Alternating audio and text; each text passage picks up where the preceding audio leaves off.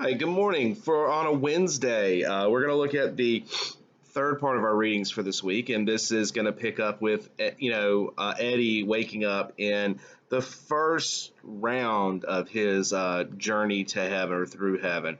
We'll get a little more details about how this whole scenario sets up and things like that. But in typical Mitch Albom fashion, we start out with a great sentence. Eddie awoke in a teacup. These little one sentence paragraphs, I've really harped on how good he is at designing these, and this is a great example of that. So he wakes up and he's in basically an amusement park. Amusement parks have been such a big part of this man's life. So it points out that he initially reaches for his cane and realizes he doesn't have it, nor does he need it. So again, going kind of harkening back to what we just talked about how all of his infirmities are no longer part of who he is. He notices again he's still on Ruby Pier. So Ruby Pier is this amusement park that this entire story is built around. This is a different one though, and it's because it's one from the past, and not so much his past, but even further back. All right. It says this was the Ruby Pier of his childhood, some 75 years ago. So this is a long time ago. And so what we're going to see here in a minute is the first person he's going to meet is a person attached to this particular time period. Okay. It shows him like being excited about not being able to run and move around when he hasn't been able to. And I think it says like 60 years since the war he's been injured and not been able to really run. So he's excited about that, and he's getting to relive these elements of his past that he has such fond memories of, which is kind of cool. But then we need to get the narrative rolling again, because this is all setting, to be honest with you. And it says, and then Eddie stopped running. He heard something, a voice, tinny as if coming through a megaphone. How about him, ladies and gentlemen? Have you ever seen such a horrible sight? Eddie was standing by an empty ticket kiosk in front of a large theater. The sign above read, "The world's most curious citizens, Ruby Pierce sideshow. Holy smoke, they're fat, they're skinny, and see the wild man." So what he has is something that's exceptionally politically incorrect, and you would not see this today. But it would be one of these freak shows they would have had in these little circuses or traveling parks. This one's obviously a stationary park, but they still had this, and they would have all these different people with different things wrong with them, and this is how they can make money. It is kind of cruel to treat them this way, but it did provide, a job for some of these people that probably would have never been able to have one. So the first person that Eddie's going to meet when he gets to heaven is one of these people. Now, one of the interesting things about this novel is the five people he meets. Some of them are really very what we call ancillary parts of his life. They weren't. You would think when you read this story that this would set up like it would be these major people, like he sees his mom or he sees his dad or that third grade teacher that impacted him so much, or and things like that. And really, what he sees are people who were part of his life, but especially this first one, have almost he doesn't even remember there being any kind of relationship between them. So the next one, I'm getting ahead of myself. The second one's going to be one of his commanding officers in the army, but still, it's not. These aren't the people you would expect. All right. So our first one here is a blue man. All right, which is kind of weird, right? So as this first little section ends, it says, the Barker's voice vanished and Eddie stepped back in disbelief. There, sitting in a chair, alone on the stage, was a middle-aged man with narrow, stooped shoulders, naked from the waist up. His belly sagged over his belt. His hair was closely cropped, his lips were thin, and his face was long and drawn. Eddie would have long since forgotten him were it not for one distinctive feature. His skin was blue. "Hello, Edward," he said. "I have been waiting for you." So kind of a sinister tone there, but it definitely continues the suspenseful moment, because this first little part's really not. I mean, it's just setting the stage, and there's not as much detail given to each stop he makes, but this one kind of has to set the stage for what is coming. Because again, if you haven't read this or had the benefit of having someone guide you through it, or looked at the questions I gave you, or listened to these videos or something, you might not, if you just had the back of the book to go on, there's a lot of preliminary work that has to be done as a writer to make your readers feel comfortable with the setting and the situation. All right. So now we get to the next section, which is the first person Eddie meets in heaven, and this one is where we're going to have these sections where he goes to the first, the second, the third, and then they're going to be interspersed with his birthday images again. Album has kind of developed a pattern here that is really worth noting, and it's a good one because he's writing to modern audiences. I mean, he really is, because you could travel back 100, 200 years ago, and nobody would have thought to write this way with this kind of structure. But we just are the type of people that need this kind of structure. And, the fact that there's a count of 5 people, we kind of know what's coming. It's just like, on a Sunday, a majority of preachers now, if you go and listen to a sermon, always revolve around a 3-point sermon. But it's just kind of what we've grown to expect. And our brain kind of likes numbers and it likes patterns and things like that. It's just, it feels right. So he does a great job of playing to our psyche and really going there. So, all right, so we got a blue man who's a part of this, freak show, and obviously that's a weird thing, and you got to think that would be a really off-putting. The first person you meet in heaven, and honestly, of the 5 he meets, this is the weirdest one in my opinion. Said, and this guy's job is kind of to explain to Maury what's going on. He says, "Don't be afraid," the blue man said, rising slowly from his chair. "Don't be afraid." His voice was soothing, but Eddie could only stare. He had barely known this man. Why was he seeing him now? He was like one of those faces that pops into your dreams, and the next morning you say, "You'll never guess who I dreamed about last night." So, and that's one of the neat things here. Album didn't go with the easy slam dunk here and give him like his first person he sees when he gets to heaven is his mom, who would have been the first person he saw when he was born, or the doctor or whatever, but really his mom. So he, this is a weird setup, right? Says your body feels like a child's, right? And Eddie nodded. "You were a child when you knew me, that's why. You start with the same feelings you had." Start what? Eddie thought. Now here's, of course, where we're getting into some definite fiction territory. There's nothing in the Bible that indicates heaven would be like this. But again, I want you guys to remember, the Bible gives us very little about what heaven actually is like, all right? So you can't just start getting offended and saying, "That's not what it's like." But that's just, we don't know, okay? I will tell you that the way this book is set, there's nothing that sets it up as not, plausible, all right? Well, he doesn't meet Jesus yet, and blah, blah, blah. And you're right, that's not in this section, okay? Again, though, I want you to understand, when Album's writing this, he is writing to an audience that's supposed to reach beyond. This isn't a Christian novel, okay? He's already fighting an uphill battle by writing a book about heaven in general with a lot of people. So, you try to isolate as much as you can not to alienate people. So, so don't feel alienated, okay? He's writing a story here. But the idea is the first step to this heaven is the first person you meet. And I guess from then on, the continuing people you meet, you're going to feel like you were at the age when you knew them, is his theory, all right? Of course, Eddie has no clue what's going on. He says, "Start what?" And so again, this guy's job is to basically explain what's going on. Because, as far as Eddie knows, last thing he remembers is that cart coming down, and then everything went blank, and he's got no clue what's going on at this point. So the blue man here just starts asking some questions about, like, hey, is the park like it was when I was there, and things like that. Of course, Eddie's completely baffled. He says, the blue man says, "I imagine as much. Things don't change here, and there's none of that peering down from the clouds, I'm afraid." See, that's one of the things that we have this image in our heads of, being up in heaven and looking down on earth and seeing what's going on, or the whole, like, really stereotypical playing a harp on a cloud type of thing. And of course, that's not biblical either. There's nothing in there that says that's how it's going to be. He says, "Here," Eddie thought. The blue man smiled as if he heard the question. He touched Eddie's shoulder, and Eddie felt a surge of warmth, unlike anything he had ever felt before. His thoughts came spilling out like sentences. "How did I die?" "An accident," the blue man said. "How long have I been dead? A minute? An hour? 1,000 years? Where am I?"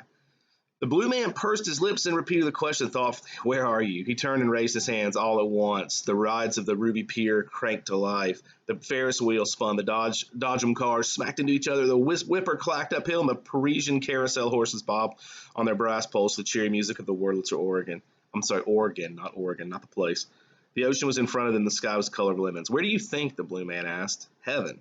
Okay, so imagine you're in Eddie's shoes right now. That's like, wait, what? Where? So, and of course, once you get over that initial shock, why is heaven this amusement park from my past, and why am I talking to this blue man? He says, well, people often belittle, this is the blue man explaining, well, people often belittle the place where they were born, but heaven can be found in the most unlikely of corners. And the heaven itself has many steps. This for me is the second, and for you is the first. So he's kind of giving you the setup for how they've imagined heaven to be here. And the thing is that everyone has these steps they go through as they go through it. And, the first one is kind of where you grew up. And the Blue Man points out that he's actually on his second step. And we want to remember that the Blue Man, to be honest with you, died a long time ago, and he's just now in that spot. So again, he also points out, and Mitch Albom knew we were going to question that. So he said earlier that Eddie could have been dead a minute, an hour, 1,000 years. So again, the concept of time being no longer an issue here. Um, so it says he tried to speak again, and this time he heard a small grunt from his chest, and the Blue Man turned. He says, "Your voice will come." We all go through the same thing. You can't talk when you first arrive. And he smiled. It helps you to listen. So there's one of our little mini lessons in here. It helps you to listen, not lesson. It's one of our mini lessons is that so many times that when we're in a situation where we're uncomfortable or we don't know what's going on, the default position is to ask questions. When this pandemic thing started, when we come out of school, the initial thing is to ask things like, "Well, how long is this going to take? When will we be back at school? When we'll be able to do this? Blah blah blah." We go through this whole list of questions we have, and of course, the fact is that there's no answers at this point, and we don't listen to what we're told. People tell you, well, hey, look, your parents might have sat you down and said, "Hey, look, this is the situation. This is how we're going to go about doing it," and you just were so concerned about other things, you weren't even paying attention to what you were told. It's very common, very common, and so it's kind of neat that he works this lesson in there that in fact your voice is not going to be there the first little bit, because you have to listen and let some of this stuff sink in, which again, that seems completely logical to me. All right, if you're trying to follow along, we are on page 21. We're going to page 25 today, by the way. All right, the next section, and this is the next section that starts with "There are 5 people you meet in heaven." They have the title of the book, right? The Blue Man explains the setup here, okay? He says, "Each of us was in your life for a reason. You may not have known the reason at the time, and that is what heaven is for understanding your life on earth." Now, that one, I know that section could kind of offend people, and I get it. I understand, all right? Heaven is not for understanding your life on earth. Heaven is, especially if you come from a Christian tradition, heaven is not about that. That's a very selfish way to view it, and I get that. But step out of the religious anger and just look at it as what he's trying to point out, and what that hopefully an element of heaven is understanding our lives here. Because if you're like me, and of course you guys are much younger than me, but I look around a lot of times and wonder, what was the whole purpose here? What was the deal? We can make some judgment calls and say, I think I was put here because I helped this person through this. But the fact is that we just really don't know all the ins and outs of our impact. For the positive or negative. You can make some judgment calls. I can sit here and look at some of my better students I've taught who I still stay in touch with and can say, okay, I was here to impact Cody Raymer, student I had, a good friend of mine today, graduated years ago. But we stay in touch all the time, and we talk. I've helped him, start getting ready for his career as a teacher. We've discussed things all the time, and I can easily say, yeah, I was here to help him navigate the parts of his life. But what Mitch Albom's presenting here is that when you get to heaven is to explain to you all the things that your life, the meaning it had beyond what you noticed, okay? Because like I said, Eddie has no clue about this Blue Man. I mean, he remembers him being, at the pier when he was a kid, but they weren't friends. They didn't have a relationship. Yet, again, the 5 people you meet are there to kind of guide you. So this first person here, who's a very minor player in his life, and it's really kind of confusing for him.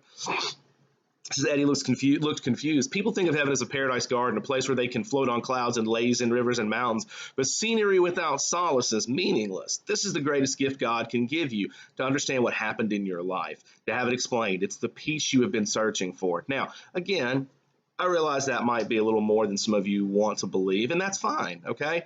But I hope it's an element of heaven, for sure. I would love God to explain that my life had meaning and purpose. Would love God to tell me, hey, you did a good job. This is the stuff you did, and this is why I'm proud of you. I mean, there's even elements of that are biblical about, the well done, my good and faithful servant. And I would love to think this is a part of that, okay? That's one of the things I like about this book. This doesn't offend me. I mean, I've had some people that read it that said it did. It doesn't to me. I mean, I would love this to be an element of heaven. I would, all right? Not saying it is, because there's no biblical basis for that. But So he says, I'm your first person, Edward. When I died, my life was illuminated by 5 others, and then I came here to wait for you to stand in your line to tell you my story, which becomes part of yours. There will be others for you too. Some you knew, maybe some you didn't, but they all crossed your path before they died, and they altered it forever. So it's not so much how you impacted their life totally, but although that's an element of it, but he's saying basically that what happens is when you get there, 5 people basically tell you about your life and why it mattered and what and how you impacted them and how they've impacted you. And then the theory is that after that those are done, you in turn will be part of 5 other people of 5 other people's lives. Their journeys through heaven and explaining how they impacted your life. Mitch Albom's sitting down here trying to show how we're all interconnected, that obviously it's easy to say the people we're close to we're connected to, but he's pointing out that the people we're not, people that you may just come across in the parking lot at a grocery store, that sometimes the things we do and say have a huge impact on them. And you got to think about interactions you've had with people you don't know that you can still sit and think about now and remember, and you don't realize how much those have actually impacted you.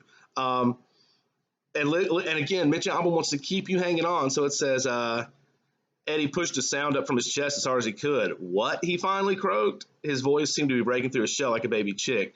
What killed? The blue man waited patiently. What killed you? The blue man looked a bit surprised and he smiled at Eddie. You did, he said. Now, wow, think about that. To get you to keep reading. Because like I said, one of the things that those of you who during summer reading you really struggle is that, you start reading and you get bored and, you either keep reading another 10 pages and have no idea what you read, or you get bored and you kind of close it up and put it away. Mitch Albom is good at once it starts getting a little bit, even a little bit dry, a little bit slow, he speeds it up with something like this. So the first person Eddie meets is a guy. He's responsible for the guy's death. And of course, Eddie has no clue about this. How is he responsible for this person's death? Well, we're going to get some details about that because Mitch Albom's a great writer. We get another one of those today is Eddie's birthday scenes. All right. And this is a thing with him and his brothers playing catch or something, and the ball rolls out in front of a car. Or no, that's not the car. The ball rolls into a tent flap, and I think this is where they see some of the circus freaks. All right, it kind of sets up this is where they interacted. It says, listen, Mr. Eddie Rask, I never killed you, okay? I don't even know you. Now we're skipping into the next section here because I'm not going to read all of this to you. I'm reading way too much today. I mean, I'm already at 17 minutes, and I've kept it much shorter. This section, the blue man kind of gives us what happened to him. I mean, and this was the case with all of these circus freaks. They had physical issues that were caused by something. They weren't literally, this guy's literally blue, but he points out that it's because of some cure he thought was going to fix something, and he kept taking it. He says, medicine was rather primitive. This is page 24, by the way. Medicine was primitive. I went to a chemist seeking something for my nerves. He gave me a bottle of silver nitrate and told me to mix it with water and take it every night. Silver nitrate. It was later considered a poison, but it was all I had, and when it failed to work, I could only assume I was not ingesting enough, so I took more. I swallowed 2 gulps and sometimes 3 with no water. Soon people were looking at me strangely. My skin was turning the color of ash, which is a grayish color. I was ashamed and agitated. I swallowed even more silver nitrate until my skin went from gray to blue, a side effect of the poison. So this poor man has bad nerves, and they prescribed him medicine that you shouldn't ever drink. This isn't medicine.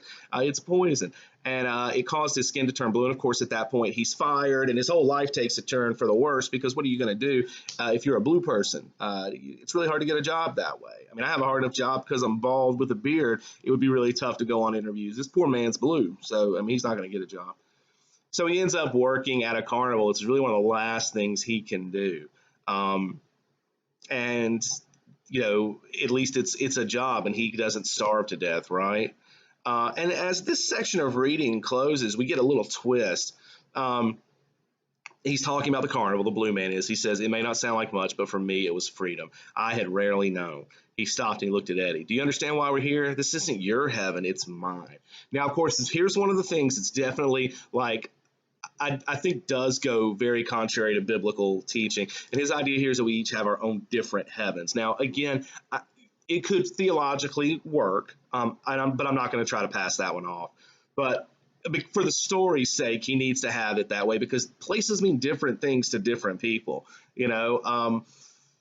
my house that I grew up, I didn't grow up there. I spent some very early days in first, second grade. Was in Kentucky. We lived on the Kentucky-Ohio border, and it's a place that I'm sure if I went back today and was to look at that house, and even if you could take me back to the time I lived there, the way I remember it is not what the way it looks. But I remember it had this massive little basement area that was, this, imagine your house is like 3 stories. This one was, and it had the top 2 stories regularly, and then a basement underneath. And the basement is where I would go all the time to play. The basement had this one wall that was just this huge sliding glass that you could look out over, and this house was kind of up on. It wasn't a mountainside or anything, but it was elevated, and it looked down on the rest of the neighborhood. And I remember playing down there all the time. And I have such good memories of that. I have such good memories of that neighborhood in general. If I was to take, one of you and take you to this place and sit you there, it would have no meaning to you because you have no experience there. The house you've grown up in would have no meaning to me if I went there. I'd say, hey, this is a nice house. That's all I would feel. So that kind of sets up for the story really well, that you would have to be in places where the person who was there felt strongly. So this guy's pointing out that, again, to kind of give you the concept of what he's picturing here, what his version of this heaven would be, is that when you would die, you would go to see 5 different people, and you would be in an area that was important to them. But it would be a person whose life you had interacted with in some major way. And it's to explain to you why your life has meaning, why it has value. And of course, you can't do that by explaining the obvious. It's supposed to be looking for those small things. And again, if you can look past the way he's taking a little bit of liberty here with our faith, but the fact is he is pointing out some things that we need to hear. And one of them is that we do have impact, and that whether you're a little kid, which we're going to see some stuff with that later, whether you're a little kid, whether you're in your prime, your 20s and your 30s, you're an old man like me, or whether you're even older, you still have impact on people on a daily basis. Now, this isn't just like once or twice in their life you have a major impact, like I saved that lady from a car crash type thing. No, we're talking about everyday interactions, and we're going to see that tomorrow when we learn a little bit more about the Blue Man and Eddie's interactions. How what looked like a chance encounter actually was much deeper than that, okay? All right, so today's reading was really a lot of narrative based. There wasn't a lot of like real lesson here, but it does set up some definite ones. Each of these 5 people that Eddie meets is going to teach him a different lesson, kind of, and they're all ones that we need to hear today. I mean, this book is written to let us hear these 5 lessons and let us, take advantage of the life we have now and realize that we are much more powerful than we feel we are, and you just don't realize it. I know I'm going long, but let me give you an example.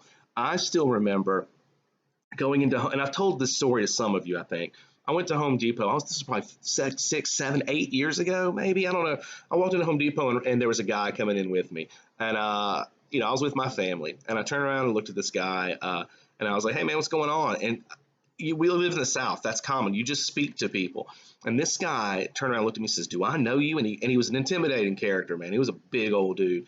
And he seemed like he was angry at me for that, and he just kind of stormed off.